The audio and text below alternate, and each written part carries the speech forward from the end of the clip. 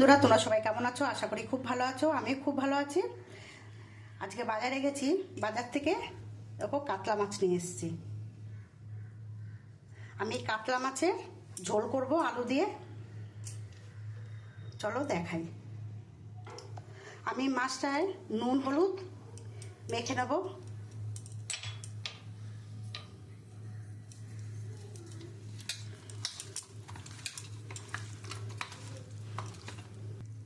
কড়াই তেলটা গরম হয়ে গেছে, এবার আমি মাছটা দিয়ে দেবো।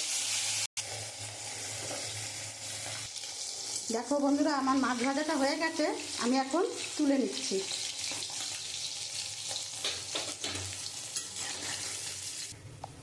আমি এখানে একটু কালো জিরে দিয়ে দিচ্ছি। আমি এর মধ্যে একটা টমেটো দিয়ে দিচ্ছি, টমেটোটাকে কেটে রেখেছি। আমি তো তেলের মধ্যে টমেটোটা দিয়ে দিয়েছি। আমি এর মধ্যে দিয়ে দেবো রসুন, আদা, পেঁয়াজ, এটা পেস্ট করে রেখেছি, আমি এটা ঢেলে দেবো।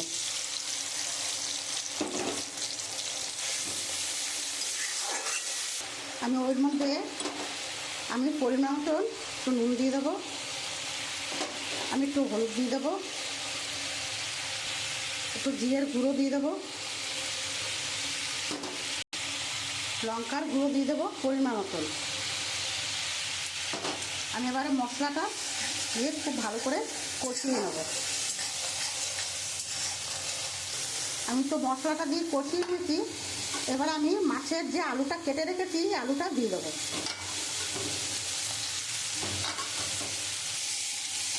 এবারে আলুটা দিয়ে আমি খুব ভালো করে একটু কষিয়ে নেব।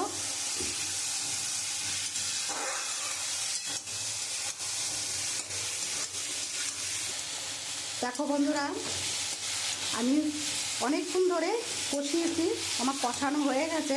এবার আমি পরিমাণ মতন জল দিয়ে দেবো।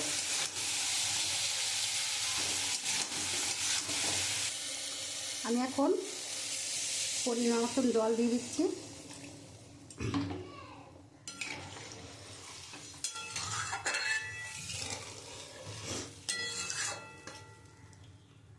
ঝোলটা ফুটে গেলে তবে আমি মাছটা দিয়ে দেবো।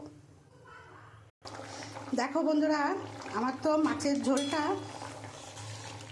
একদম ফুটে গেছে, আলুটাও গলে এসছে।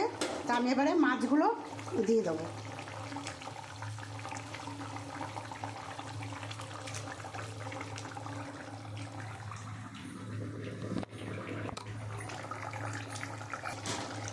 আমার মাছের ঝোলটা হয়ে এসছে। এবারে এর মধ্যে আমি গরম মশলা দিয়ে দেবো।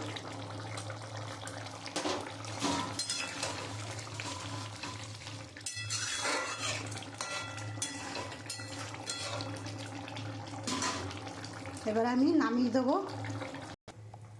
দেখো বন্ধুরা, আমার মাছের ঝোল হয়ে গেছে। আমার এই রান্নাটা তোমাদের যদি খুব ভালো লাগে তাহলে একটা লাইক, কমেন্ট, শেয়ার করে দিও। আর আমি কিভাবে করলাম দেখতেই তো পেলে, তাই এরকমভাবে তোমরাও বাড়িতে করে খেও, খুব ভালো লাগবে।